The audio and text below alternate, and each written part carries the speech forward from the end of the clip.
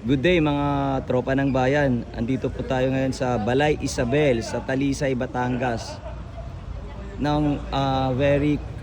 Very close po yung yung Taal Island dito, yung volcano, yung crater. Yun po. Yung historical na hill na lagi natin nakikita sa mga history books. Yan ang tinuturong Taal. Pero hindi po yan ang main crater. Ang main crater po nandito po, ayan. Ayan po yung main crater. Yung kung saan po, yan po, yung may mga brown. Kasi yan po yung mga sumasabog. Nagkakaroon ng eruption. Ang ganda po, bisitahin nyo po itong Balay Isabel sa Talisay, Batangas. Yan po.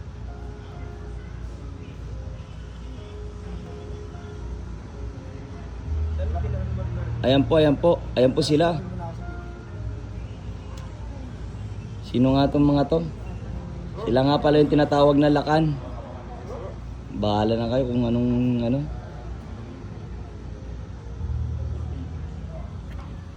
Yan, kasama po natin yung mga yung pulis po ng Batangas. So very safe po dito sa Balay Isabel.